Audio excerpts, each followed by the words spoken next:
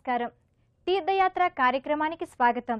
ఓం నమో భగవతే వాయునందనాయ అని 108 సార్లు స్మరిస్తే భయాలను తొలగించి అభీష్టాలను తీర్చి అభయమిచ్చే దేవుడు శ్రీ ఆంజనేయ స్వామి. అంజన సుతుడైన ఆంజనేయుడు రుద్రాంశ సంభూతినిగా, శ్రీరామ కార్యదక్షునిగా, రామభక్తునిగా, మహాబల పరాక్రమశాలిగా ప్రసిద్ధిగాంచారు.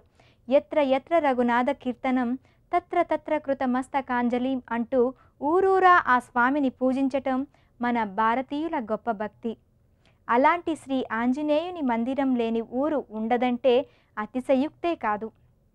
అభయాంజనేయునిగా, వీరాంజనేయునిగా కరీంనగర్ పట్టణంలో భక్తులకు అభయ ప్రదాతగా కొలువుదీరారు శ్రీ ఆంజనేయ స్వామి.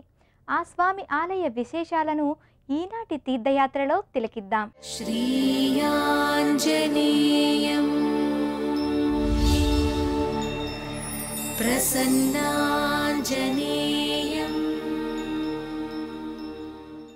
బుద్ధిర్బలం యశోధైర్యం జితేంద్రియం వరిష్టం సుదార్ఢ్యం వాక్పటుత్వంచ హనుమత్స్మరణాత్ భవేత్. బుద్ధి బలాన్ని, కీర్తిని, ధైర్యాన్ని, ఇంద్రియ నిగ్రహాన్ని, మాట్లాడే నేర్పుని, ఆరోగ్యాన్ని ప్రసాదించే దైవం శ్రీ ఆంజనేయ స్వామి. ఆంజనేయ పూజితచేత పూజిత సర్వదేవత. ఆంజనేయుడి పూజ సర్వదేవతల పూజగా ఉత్తర రామాయణంలో చెప్పబడింది. నేడు కరీంనగర్గా స్థిరపడిన ఈ పట్టణం నాడు అరిపిరాల గ్రామంగా ఉండేది. ఈ పట్టణానికి రక్షగా 3 దేవతలు ఉన్నట్లు ఇక్కడి స్థల పురాణం తెలియజేస్తుంది. జ్ఞాన, ఇచ్ఛ, క్రియాశక్తుల చేత పరిపాలించబడుతున్న పట్టణమిది. జ్ఞానశక్తికి పరమేశ్వరుడిగా, ఇచ్ఛాశక్తికి వెంకటేశ్వరుడిగా, క్రియాశక్తికి శ్రీ వీరాంజనేయ స్వామిగా ఈ పట్టణం రక్షింపబడుతుంది. మహిమాన్విత స్వామిగా శ్రీ వీరాంజనేయ స్వామి ఈ కరీంనగర్ పట్టణంలో కొలువుదీరాడు. ఎందరో తపస్సంపన్నులు, మునులు, యోగులు ఈ పరంపరలో వచ్చిన శ్రీ దూతేంద్ర స్వామి వంటి వారు అనేక మార్లు ఈ ఆలయంలో తాళ సప్తాహాలు నిర్వహించారని స్థల పురాణం చెబుతోంది.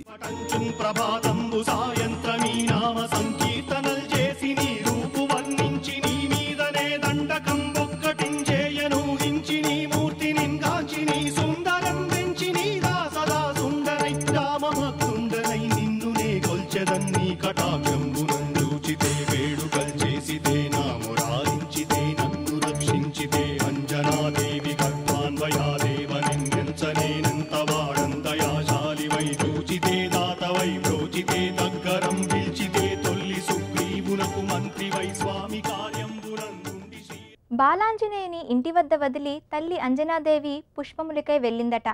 ఆకలిగున్న బాలాంజనేయుడు ఉదయాన ఎర్రగా ప్రకాశిస్తున్న భాస్కరుని ఫలముగా భ్రమించి ఆకాశాన పయనించారని హనుమత్ చరిత్ర.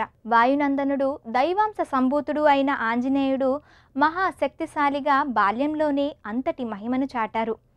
ఆ స్వామి నేటి మన కరీంనగర్ పట్టణంలో వీరాంజనేయ స్వామిగా కొలువుదీరారు. గర్భాలయంలో ఉత్తరాభిముఖంగా కొలువుదీరిన సింధూర వర్ణ శోభిత వీరాంజనేయ స్వామి విగ్రహం భక్తులను విశేషంగా ఆకట్టుకుంటుంది. శ్రీమద్ రామాయణం యుద్ధకాండంలో వర్ణించిన విధంగా స్వామివారు ఒక చేతిని నడుముపై పెట్టుకుని మరో చేత్తో కొడుతున్నట్టుగా కనిపిస్తాడు. ఇక్కడ వెలిసిన ఆ అవతారమూర్తికి గద లేకపోవడం విశేషం. గర్భాలయంలో స్వామివారు తమలపాకుల తోరణాలతో, రజత కిరీటాన్ని ధరించి, పుష్పహారాలతో నిమ్మకాయల దండను మెడలో ఆభరణంగా ధరించి భక్తులకు నయన మనోహరంగా దర్శనమిస్తాడు. ఈ వీరాంజనేయ మూర్తిని 100 సంవత్సరాలకు పూర్వమే ఉత్తర భారతదేశం నుండి తెచ్చి ప్రతిష్ఠించినట్లు ఇక్కడి స్థల పురాణం. అందుకే ఉత్తర దేశ విధానాల ప్రకారం ఇక్కడ పూజలు జరుపుతారు. శ్రీమద్ వైశాఖ బహుళదశమి శనివారం నాడు శ్రీ శంకర భగవానుడు అంజన గర్భం నుండి వానర రూపంలో అవతరించారని కొందరు, కార్తీక కృష్ణ చతుర్దశిని హనుమత్ జన్మతిథిగా మరికొందరు చెప్తారు. జన్మతిథి ఏదైనా ఆ ఆంజనేయ స్వామికి హనుమాన్ జయంతి, ఇతర పర్వదినాలలో ఎంతో వైభవంగా పూజలు నిర్వహిస్తారు. ఆ సందర్భాలలో జరిగే భజనలు, సంకీర్తనలు, కోలాటాలు, పల్లకీ సేవల్లాంటి విశేష కార్యక్రమాలు ఎంతో నయనానందకరం.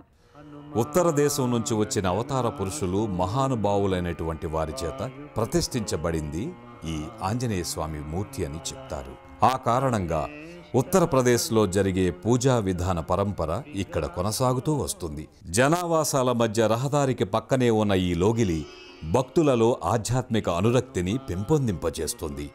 నేడు ఈ ఆలయం దినదిన ప్రవర్ధమానమవుతూ ప్రస్తుతం ఎన్నో ఉపాలయాల సమ్మేళనంగా వర్ధిల్లుతోంది. కరీంనగర్ పట్టణంలోని శ్రీ వీరాంజనేయ స్వామికి ప్రతినిత్యం అభిషేకాన్ని నిర్వహిస్తారు. విశేషించి ప్రతి మంగళ శనివారాల్లో స్వామికి ప్రత్యేక పూజల్ని నిర్వహిస్తారు. గణపతి నవరాత్రులు, ఉగాది, సంక్రాంతి, దీపావళి, శివరాత్రి, శ్రీరామనవమి, హనుమత్ జయంతి, శ్రీదేవి నవరాత్రులు అంగరంగ వైభవంగా జరుగుతాయి. హనుమత్ జయంతి ఉత్సవం ఉత్తరప్రదేశ్లో జరిగే పూజా విధానాన్ని అనుసరించి చైత్రశుద్ధ పౌర్ణమి నాడు నిర్వహిస్తారు. హనుమాన్ దీక్షలకు ఈ ఆలయం ఎంతో ప్రాముఖ్యం వహించింది. స్వామివారి అనుగ్రహాన్ని పొందాలనుకునేవారు సంకల్పపూర్వకంగా ఏకభుక్తంతో 11, 21 లేదా 40 రోజుల దీక్షను స్వీకరిస్తారు.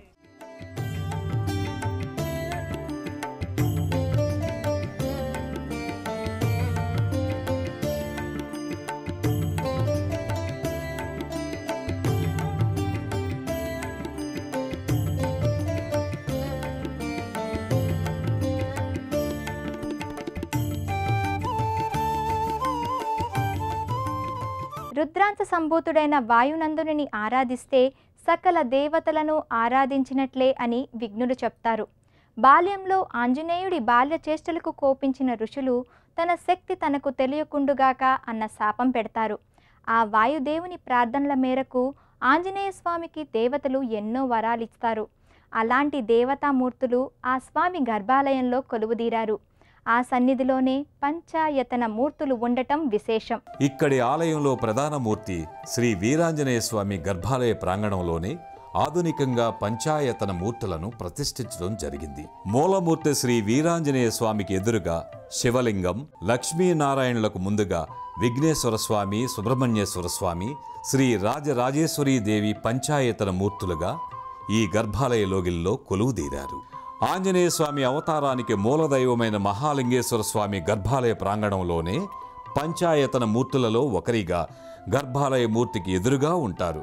ఈ శివలింగానికి అభిషేకాన్ని నిర్వహించి విభూదిని అలది మల్లెపూలతో అలంకరించి స్వామికి కర్పూర హారతిని సమర్పిస్తారు. ఎదురుగా సదా శ్రీవారి సేవలో నందీశ్వరుడు కొలువుదీరి ఉంటాడు. రామకార్యాన్ని సఫలం చేసిన హనుమ నెలకొన్న ఆలయ ప్రాంగణంలోనే ఆంజనేయ హృదయాంతరంగుడు శ్రీరాముడు సీతాలక్ష్మణ సమేతంగా కొలువై ఉంటారు. రామభక్తి సామ్రాజ్యానికి అధినాయకుడైన పవనసుతుణ్ణి, భక్త మందారుడైన రాఘవుణ్ణి ఒకే వేదికపై దర్శించుకునే భాగ్యం ఇక్కడ భక్తులకు కలుగుతుంది. రజత కిరీటాన్ని ధరించి మెడలో ముత్యాల హారాలతో నీలమేఘశ్యాముడు లక్ష్మణ సీతా సమేతంగా కొలువుదీరి ఉంటాడు. రాముడి పాదాల చెంత హనుమ ముకుళిత హస్తాలతో అంజలి ఘటిస్తున్న మూర్తి ఉంటుంది. అష్టాక్షరి మంత్రమైన ఓం నమో నారాయణలోని రా అనే బీజాక్షరం, పంచాక్షరి మంత్రమైన నమశివాయలోని మా అనే జీవాక్షరాల అద్భుత కలయిక వల్ల మహిమాన్వితమైన రామ అన్న రామనామం ఏర్పడింది. శివకేశవుల సంఘటిత దివ్యశక్తి, యశస్సు, తేజస్సు, వైభవం రామనామంలో ఉన్నాయి.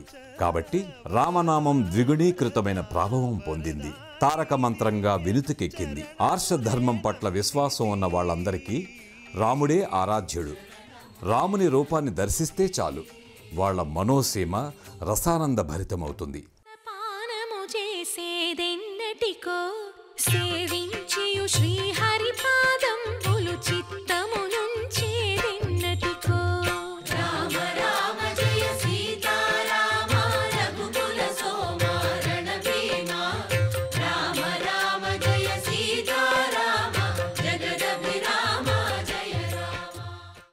ఈ ఆలయ గర్భాలయంలోనే హనుమ మూలమూర్తికి కుడివైపున శ్రీ లక్ష్మీనారాయణులు నెలకొని ఉంటారు. చతుర్భుజాలతో శ్రీ లక్ష్మీనారాయణులు శంఖచక్రాలను ధరించి నేత్రపర్వంగా దర్శనమిస్తారు. మూలమూర్తుల పాదభాగంలో ఉత్సవమూర్తులు నెలకొని ఉంటాయి. కరీంనగర్ పట్టణంలోని శ్రీ వీరాంజనేయ స్వామి వారి ఆలయం ఎంతో మహిమాన్వితం. ఆ స్వామి లీలా విశేషాలకు వేదికైన ఈ ధామం దినదిన ప్రవర్ధమానమై అశేష భక్త జనాన్ని విశేషంగా ఆకర్షిస్తోంది. ఈ ఆలయాన్ని దర్శించిన భక్తులకు రమణీయ కమనీయ అనుభూతులు చుట్టుముడతాయి. ఎలాంటి విఘ్నాలు ఆటంకాలు రాకుండా కొలిచిన భక్తులకు సకల విజయాల్ని అందించే దైవం విఘ్నేశ్వరుడు. అలాంటి విఘ్నేశ్వరుడు ఈ ఆలయ గర్భాలయంలో పంచాయతన మూర్తిగా కొలువుదీరాడు. తారకాసుర సంహారం కోసం జన్మించిన శివసుతుడు సుబ్రహ్మణ్య స్వామి. స్కందుడు, దండాయుధపాణి, షణ్ముఖ, శరవణ భవుడు ఇలా ఎన్ని నామాలున్నా ఈ పేర్లన్నింటిలో విశేషమైనది సుబ్రహ్మణ్యం. సు అంటే మంచి, బ్రహ్మణ్యం అంటే వికాసం పొందినవాడని అర్థం. పరిపూర్ణ బ్రహ్మజ్ఞానాన్ని సంతరించుకున్న స్వామి సుబ్రహ్మణ్యుడు. ఆ సుబ్రహ్మణ్య స్వామి జంటనాగుల రూపంలో పంచాయతన మూర్తిగా ఈ గర్భాలయ ప్రాంగణంలో కొలువుదీరాడు. ఒక ఎత్తైన వేదికపై పల్లకిని నిలిపి అందులో శ్రీ లక్ష్మీదేవి చిత్రపటాన్ని, ఉత్సవమూర్తిని అమర్చి మల్లెపూలతో వివిధ పుష్పాలతో అమ్మవారిని అలంకరించి 9 వరుసలుగా దీపాలను వెలిగించి అర్చిస్తారు. ధూప దీప నైవేద్యాలను అమ్మవారికి నివేదిస్తారు. భక్తితో అమ్మవారి సమక్షంలో భక్తి గీతాలను, లలితా సహస్రనామాలను పారాయణం చేస్తారు. అమ్మవారి నామస్మరణ చేస్తూ ఆడుతూ పాడుతూ కోలాటాలతో పల్లకిని ఆలయ ప్రాంగణంలో ఊరేగిస్తారు. భక్తుల భజనలు, నామ సంకీర్తనలు, కోలాటాలు, పారాయణాల నేపథ్యంగా ఈ ధామం కళకళలాడుతూ ఉంటుంది. శ్రీ వీరాంజనేయ స్వామి నమ్ముకున్న భక్తుల పాలిట కల్పవృక్షం. మానసిక శారీరక బాధాగ్రస్తులు, గ్రహ పీడితులు, సంతానహీనులు ఎందరో స్వామిని సేవించుకొని తమ మనోభీష్టాల్ని నెరవేర్చుకుని ధన్యులవుతున్నారు. చైత్ర పౌర్ణమి నుండి వైశాఖ బహుళ దశమి వరకు 41 రోజుల పాటు భక్తులు దీక్షలను స్వీకరించి స్వామిని సేవించి ధర్మ మార్గం వైపు పయనిస్తారు.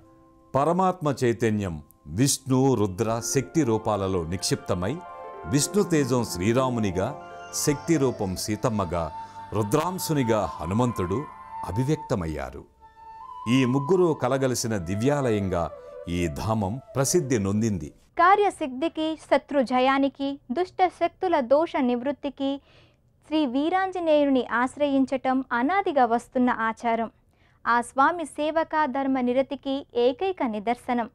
ఆనాటికి ఈనాటికి ఆ ఆంజనేయ స్వామి అత్యుత్తమ రాయభారి, దూత, ప్రభు కార్యదక్షకుడైన వారెవరికైనా ఆంజనేయ స్వామి జీవిత విశేషాలు ఆదర్శప్రాయాలు.